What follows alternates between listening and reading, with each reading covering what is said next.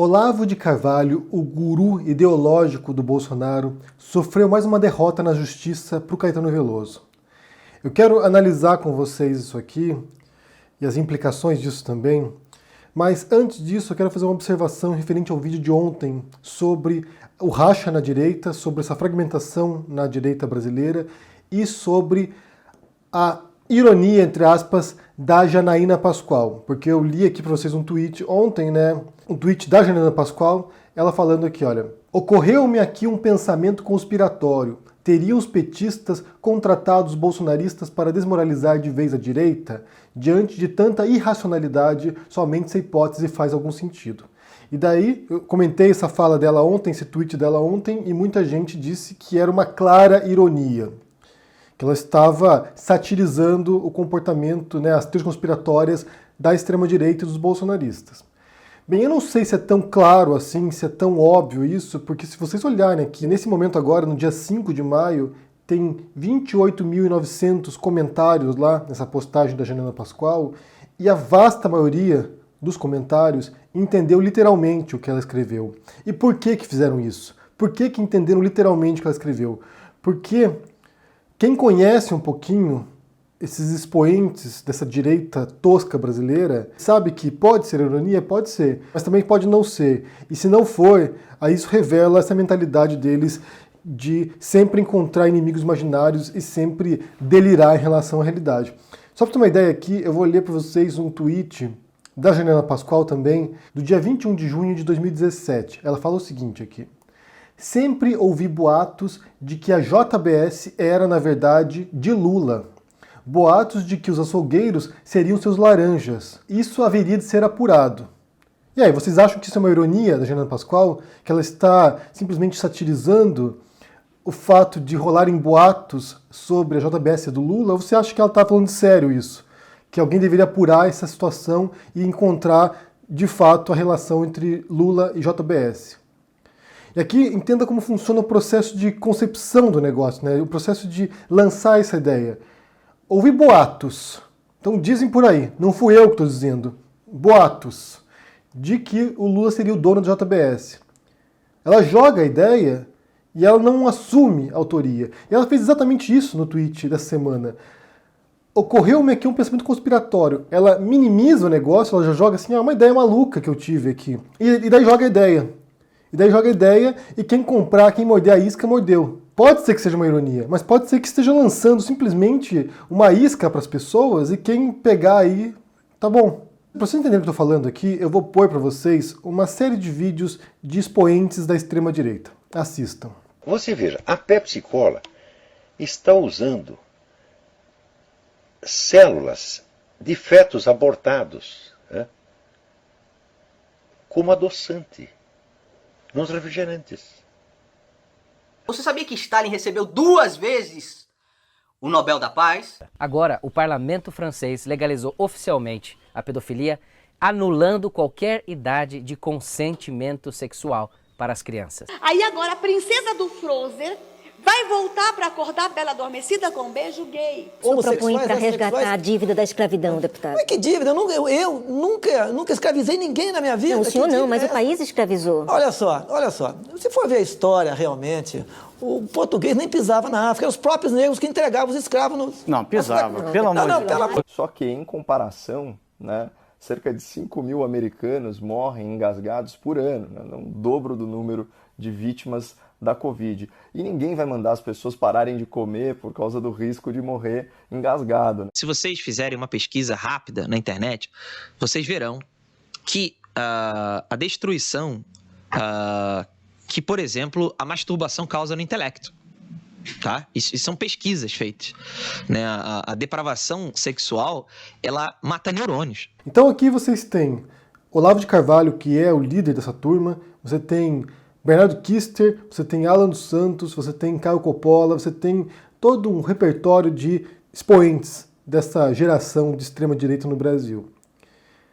A primeira frase, por exemplo, do Olavo de Carvalho, quando ele vai lá e fala da Pepsi, das células de fetos abortados na Pepsi, há anos que o Olavo de Carvalho e os olavistas defendem essa fala do Olavo de Carvalho dizendo que foi uma figura de linguagem, que que foi uma hipérbole, que foi uma ironia, talvez.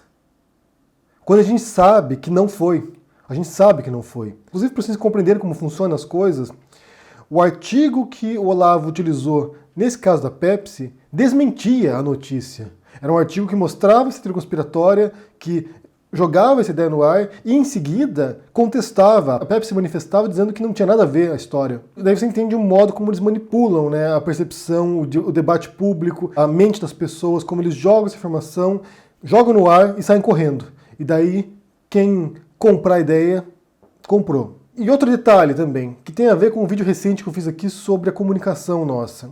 Supondo que fosse ironia, que seja uma ironia da Janaína Pascoal, tanto nesse caso agora dos petistas, quanto no caso do Lula com a JBS.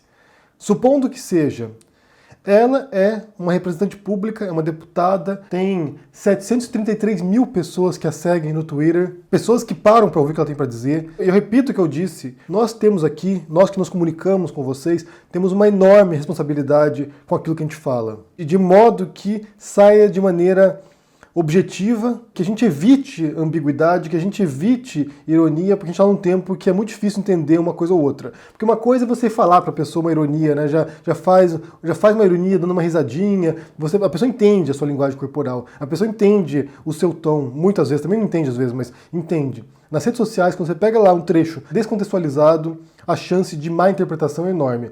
Se foi uma ironia, as pessoas não entenderam a ironia.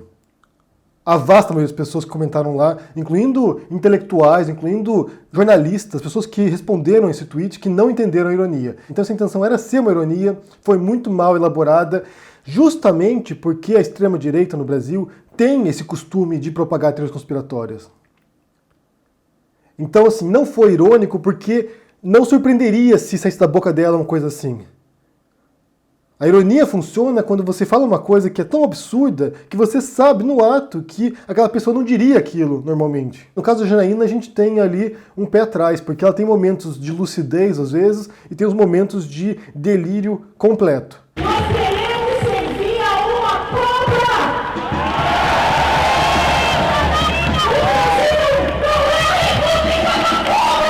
Então aí fica aberta a interpretação. E lembrando também que a própria Janaína Pascoal, ela já disse aqui, eu vou ler para vocês um outro tweet dela de 2016, 2 de setembro, Olavo de Carvalho é um grande filósofo, eu li toda a obra dele, mas ele abandonou o país. É fácil criticar do conforto dos Estados Unidos.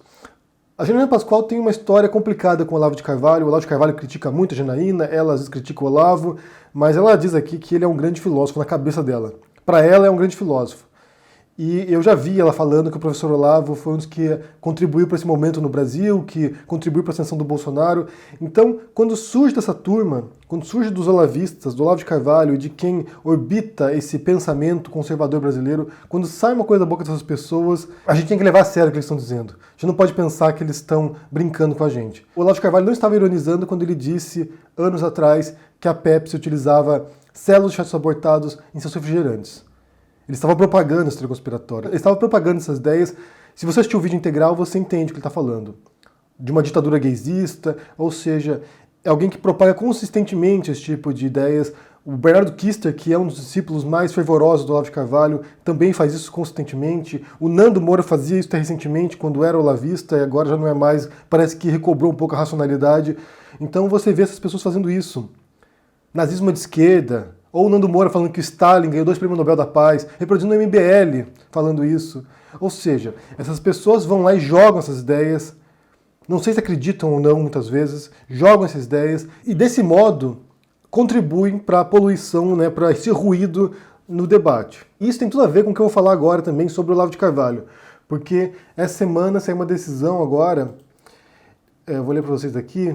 A reportagem tem o título de Caetano Veloso obtém nova vitória na justiça contra o Olavo de Carvalho. E diz o seguinte: Caetano Veloso teve nova vitória sobre o Olavo de Carvalho, guru do presidente Jair Bolsonaro. A juíza Renata Oliveira e Castro, da 50ª Vara Civil do Rio de Janeiro, julgou improcedente a impugnação do cumprimento de uma sentença de 2017 que condena o Olavo de Carvalho a pagar 2,8 milhões de reais por ele não ter apagado de suas redes sociais uma acusação de pedofilia contra o cantor. Ainda cabe recurso. A acusação de Olavo de Carvalho a Caetano Veloso se refere ao fato de o músico ter iniciado o romance com a empresária, a Paula Lavigne, né, quando ela tinha 13 anos e ele 40. Eles ficaram casados por 19 anos até 2004, têm 2 filhos e reataram a união em 2016. Então, você tem lá ali o Olavo de Carvalho e outras pessoas que propagaram essa notícia, propagaram essa difamação contra o Caetano Veloso. Ele processou o Caetano, processou também o Flávio Morgenstern, que inclusive foi defendido pela Janaina Pascoal anos atrás também. A Janaina Pascoal escreveu um texto aqui questionando essa censura feita pelo Caetano Veloso contra o Flávio Morgenstern. Ou seja, agora você processar alguém por difamação se torna censura no Brasil, na cabeça da Janaina Pascoal. Como diz a reportagem aqui, esse processo contra o Olavo ainda pode haver recurso, certamente o Olavo vai recorrer, porque esse valor aqui não acho que o Olavo vai ter para pagar. Se ele tiver que pagar isso, ele vai pedir vaquinha para os alunos dele, como já fez anteriormente com uma dívida que ele tinha nos Estados Unidos. Foi lá e pediu ajuda, que estava desesperado, que tinha dívidas monstruosas, e as pessoas doaram para ele, ele pagou a dívida. Então, se ele tiver que pagar essa indenização para o Caetano, ele certamente vai pedir ajuda. Eu quero aproveitar, a gente está falando sobre linguagem, uso da linguagem, sobre ironias, entre aspas, aqui, sobre esse modo como eles se comportam, e falar um pouco sobre uma tabela que eu já mostrei para vocês antes aqui, que mostra o trabalho mental que essas pessoas fazem sobre seus seguidores, sobre seus discípulos, né? Como o Olavo, e não apenas o Olavo, depois a gente vai entender um pouco mais sobre isso aqui, como outras pessoas fazem isso. Aqui está a tabela, que tem aqui no título quadro lógico, táticas, técnicas e efeitos emocionais é o ciclo. Essa tabela foi elaborada por um ex-aluno do Olavo de Carvalho ao entender o modus operandi do Olavo nos seus cursos, nas suas aulas. Então aqui tem algumas etapas, né? Então, fatos temerários, negativo. Então aqui estão as ideias que o Olavo joga dos seus inimigos, né, os antagonistas. Então, por exemplo, aqui, comunismo, ideologias de minorias, homicídios, corrupção, baixa cultura, mídia fake, etc. Então ele joga lá, né, por exemplo, a Pepsi usa células de fetos abortados no refrigerante. Ele joga essa noção, ele joga essa ideia, e isso causa um medo. Então aqui, ampliação, técnicas de PNL, brainwash, né, lavagem cerebral, etc. Então ele joga a notícia e, se você assistir uma aula de Olavo de Carvalho, você vai perceber a constante repetição naquilo que ele diz. Parece que nunca sai do lugar. Ele sempre está falando a mesma coisa de diferentes modos. Então ele vai reforçando essa mensagem. Depois, sentimento. O que isso causa no espectador, no aluno do Olavo. Medo, ódio, aversão, repulsa. Então ele joga uma notícia cabeluda, uma notícia absurda, e isso gera uma reação emocional no aluno. Daí, solução ideal apresentada. Ele vai dar resposta, né? Joguei isso aqui, comunismo. Qual a resposta para o comunismo? Conservadorismo. Eu só vou fazer a primeira linha aqui, depois se vocês quiserem consultar essa tabela, eu vou deixar aqui no link para vocês consultarem. Solução ideal apresentada. Conservadorismo. Então, para confrontar o comunismo, é importante que nós todos sigamos o conservadorismo, que é a resposta racional para essa ideologia nefasta que matou milhões pelo mundo. Daí, sentimento temporário. Então, quando o Olavo apresenta a resposta, tem uma sensação de alívio, alegria, etc. Porém, aqui tem o mais, né? Porém, a resposta não é o conservadorismo. Daí aqui tem o que o Olavo diz. A direita no Brasil é fraca e patética. Não sou cabo eleitoral, etc. Então o Olavo faz uma ressalva. Bem, a resposta seria o conservadorismo, mas no Brasil não tem conservador de verdade. Eles são fracos, a direita é fragmentada, a direita é burra. Quem me segue, mesmo quem é meu aluno, é burro. E daí a solução real. Qual é a verdadeira resposta? O Olavo. Eu sei as coisas. Eu sou a resposta. Não é o conservadorismo. Sou eu a resposta. É a mim que vocês têm que ouvir. E daí ampliação. Técnicas de PNL, brainwash, etc. E daí você entra naquele ciclo de repetição, no ciclo de reforçar a mensagem. E daí, o último nível da tabela aqui, né? Ciclo de periculosidade nível máximo. Daí, sentimento, idolatria, coragem excessiva, ódio. Daí, alívio para o sentimento negativo, o Olavo. Então ele vai lá, ele cria essa noção de que mesmo a direita no Brasil é fraca, eu sou a resposta, isso cria um sentimento de guru mesmo, né? Olavo tem razão, Olavo é a resposta, e leva por fim a única resposta que é o Olavo. Ele não é o único que utiliza esse procedimento. Se você observar como opera o bolsonarismo, como tal, né, o Bolsonaro, as milícias virtuais bolsonaristas, elas agem do mesmo modo. Elas jogam o inimigo, Sérgio Moro agora, Sérgio Moro é inimigo agora, Sérgio Moro. Daí você tem uma técnica de reforço nas redes sociais, no Twitter, no WhatsApp, no Facebook, reforçando essa mensagem. Isso cria o medo, cria o ódio ao Sérgio Moro. Daí a resposta seria o conservadorismo, porque o Sérgio Moro não é conservador, o Sérgio Moro é um traidor, é alguém que desrespeitou a pátria, que foi contra o Bolsonaro. Daí dá uma sensação de alívio, mas Na verdade, a resposta de fato, a resposta definitiva é o Bolsonaro. Não é uma milícia conservadora, não é uma milícia de direita, é uma milícia bolsonarista que é preciso criar. É preciso confrontar esses inimigos do Bolsonaro. A resposta é o Bolsonaro. Aqui é o mesmo procedimento utilizado. Tanto que o guru ideológico do Bolsonaro é o Olavo de Carvalho. São as mesmas técnicas utilizadas pelas mesmas pessoas, na verdade. São discípulos do Olavo que aplicam isso no bolsonarismo. Das técnicas de ampliação, idolatria, coragem excessiva, ódio, pessoas na rua espancando jornalistas, como a gente viu nesse final de semana, o ódio, a raiva, e daí a resposta é o Bolsonaro. Então esse procedimento é idêntico. E tem gente na esquerda que utiliza isso. Tem Olavos de esquerda também. Não se enganem. Ele não é o único a utilizar isso aí. Também tem gente que faz a mesma coisa aqui, que o inimigo é a direita ou a extrema-direita, amplia essa mensagem, causa medo, causa ódio, e depois a resposta. Qual é a resposta? A resposta é a esquerda. A resposta somos nós da esquerda. E daí tem o alívio, a alegria, porém a esquerda tem péssimos influenciadores, tem péssimos pensadores. Essas pessoas não entendem nada. A esquerda é identitária, a esquerda é cirandeira. Daí quem é a resposta? A resposta é quem está dizendo isso. É o Olavo da esquerda. Tem gente que faz isso. Tem gente que trabalha nesse mesmo modo. Talvez não conheça as técnicas de brainwash aqui, como diz essa tabela. Talvez não conheça essas técnicas de PNL. Mas sabe muito bem como aplicar esse tipo de tática. São pessoas que mostram um problema, apresentam uma resposta provisória, depois a resposta não funciona e a única resposta sou eu mesmo. Confiem em mim, me ouçam, eu sou o único que sei a verdade. Os demais aqui, se não forem indicados por mim, não valem. Quero ler um trechinho aqui embaixo que diz o seguinte: alívio só no Olavo e nos livros que ele passa, nos vídeos, filmes, etc. Tem muita gente, à direita e à esquerda, que utiliza o mesmo procedimento para fanatizar as pessoas. Tem gente que fala que quer criar uma esquerda reflexiva e no fundo o que ele faz é uma esquerda dogmática, do mesmo procedimento que faz o Olavo de Carvalho também. Quando você tem alguém que se apresenta como a única pessoa que entende o cenário, a única pessoa que tem a resposta, fique com o pé atrás, desconfie, porque no fundo, eu já falei isso várias vezes também, no fundo todos nós aqui estamos tateando, buscando uma resposta. Todos nós estamos buscando compreender o momento. Você tem diferentes pensadores no mundo hoje, diferentes intelectuais no Brasil e fora, pessoas que estão tentando juntar fragmentos da realidade. Porque cada pessoa, por exemplo, se tem um cientista político, ele vai lá e vai mostrar um fragmento daquilo. Você tem lá um sociólogo, ele vai buscar um fragmento daquilo. Você tem lá um economista, ele vai te dar um fragmento daquilo. E a gente tem um monte de fragmentos de informação e de constatação do mundo que a gente tem que tentar unir essas coisas. Todos nós estamos buscando resposta. Mas alguns, e aqui eu incluo o Olavo, aqui incluo outras pessoas, Olavos de esquerda, que se mostram como a única resposta para os problemas. Eu sei, os outros não sabem, eu sei. Confie em mim. E eu estou ensinando aqui a ser reflexivo, quando na verdade a reflexão ela é um processo individual. A reflexão parte do próprio sujeito pensante, bem, usando um termo aqui antiquado, né? Do próprio sujeito pensante, cujo pensamento se volta sobre o próprio pensamento dele. Você não tem como ensinar alguém a refletir. Você pode estimular a reflexão, você pode estimular a dúvida, você pode estimular a crítica, você pode estimular, sabe, as incertezas da realidade. O solo instável sobre o qual a gente constrói nossas verdades. A gente pode estimular isso, mas você não pode ensinar ninguém a refletir.